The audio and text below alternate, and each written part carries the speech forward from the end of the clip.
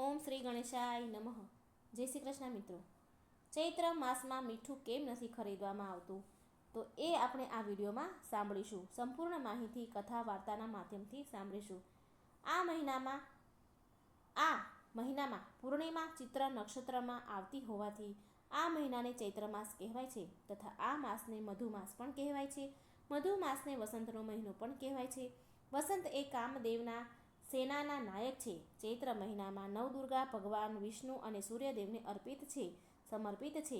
તથા ચૈત્ર મહિનો એ કીડીઓને કીડિયારું પૂરવાનો પણ મહિનો કહેવાય છે, કારણ કે કીડીઓ આખા વર્ષનો ખોરાક આ મહિનામાં ભેગો કરી લે છે. આથી આ મહિનામાં કીડીઓને કીડિયારું પૂરવાનું બહુ મહત્વ છે. અને કીડિયારું પૂરવાથી વ્યક્તિ ઉપરનું દેવું અને કરજ મટી જાય છે અને તેની 7 પેઢી શ્રીમંત બને છે. બાજરાનો લોટ, રવો, દળેલી સાકર, સફેદ તલ અને થોડું ઘી ઉમેરી મિક્સ કરીને આપણા ઘરની આસપાસ ઝાડ, વનવગડા કે નદી કિનારે જ્યાં બહુ કીડીઓ ઉભરાતી હોય ત્યાં પૂરવાથી ખૂબ પુણ્ય મળે છે. પુણ્યની પ્રાપ્તિ થાય છે અને માનવી કરજ દેવામાંથી મુક્ત થાય છે.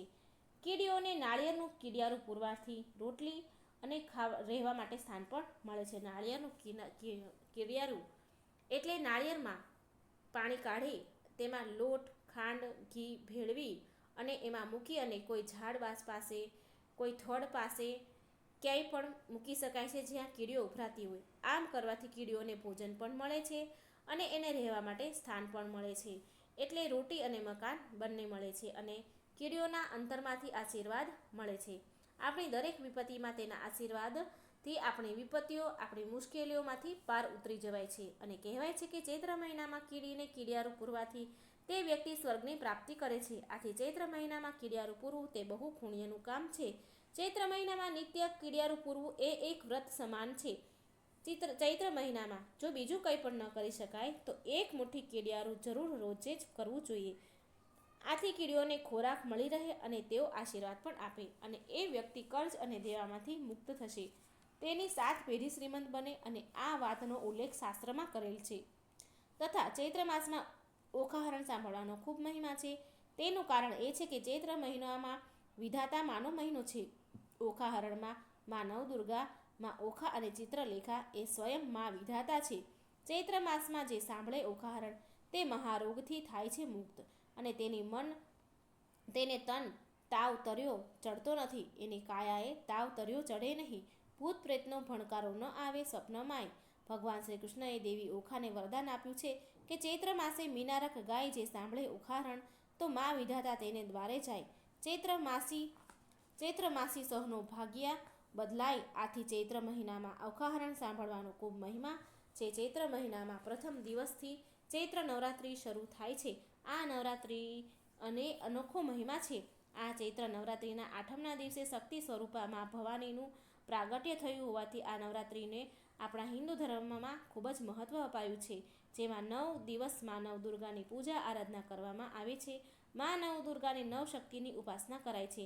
જ્યોતિષશાસ્ત્ર અનુસાર ગ્રહ, ઋતુ, મહિનો, તિથિ અને બાજની ગણતરી એ ચૈત્ર સુક્ત પ્રાહાતિથથી શરૂ થાય છે.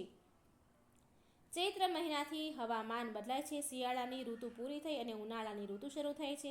ચૈત્ર મહિનામાં લીમડાના પાનનું સેવન કરવાનું બહુ મહત્વ છે. લીમડામાં જે મોર આવે છે એનું સેવન કરવાનું પણ બહુ જ મહત્વ છે. આ મહિનામાં લીમડાના પાનનું સેવન કરવાથી શરીર નિરોગી રહે છે અને શરીરમાં કોઈ રોગ પ્રવેશતા નથી. લીમડાના પાનને શરીરના સ્વાસ્થ્ય માટે બહુ ગુણકારી માનવામાં આવ્યું છે. આથી આખા ચૈત્ર મહિનામાં નિત્ય સવારે ખાલી નવણા પેટે લીમડાના પાન ચાવીને ખાઈ જવા. આમ કરવાથી પેટના દરેક રોગો મુક્ત થાય છે.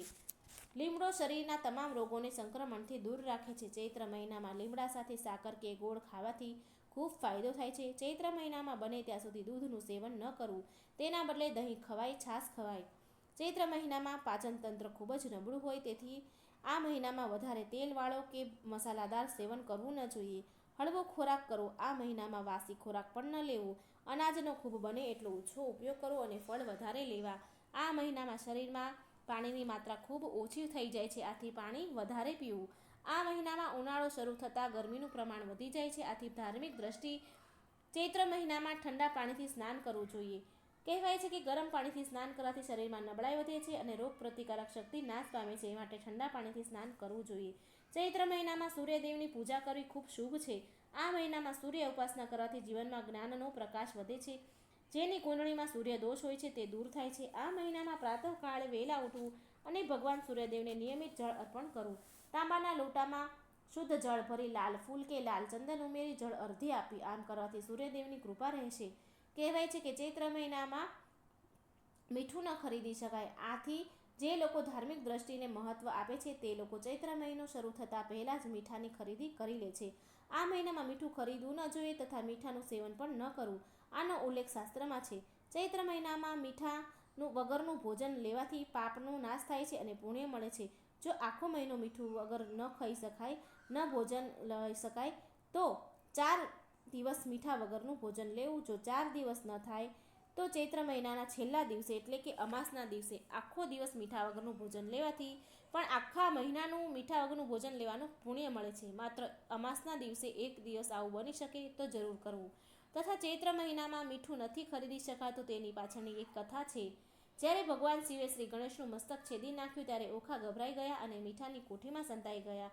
આથી માતા પાર્વતીએ ઓખાને શ્રાપ આપ્યો હતો કે તું જે મીઠાની કોઠીમાં સંતાઈ ગઈ છે એ જ મીઠામાં તારું શરીર ઓગળી જશે અને તારા શરીરનો નાશ થશે. તારો આગલો જન્મ રાક્ષસ કુળમાં થશે. માતાના આવા શ્રાપથી ઓખા ખૂબ ડરી ગયા અને માતાને વિનંતી કરવા લાગ્યા કે હે મા, મને આ શ્રાપમાંથી મુક્ત કરાવો. ત્યારે માતા બોલ્યા કે મારો શ્રાપ તો મિથ્યા નહીં થાય, પરંતુ તારો જન્મ રાક્ષસ કુળમાં જરૂર થશે, છતાંય તારા વિવાહ દેવકુળમાં દેવપુત્ર સાથે થશે અને ચૈત્ર મહિનામાં તારું આ ચરિત્ર જે કોઈ ગાશે તેને તાવ, તર્યો કે ચવર પણ આવશે નહીં. અંતે શિવ શક્તિને પામશે. આખો મહિનો જે કોઈ ઓખાહરણ સાંભળે એને કોઈ બીમારી નહીં આવે.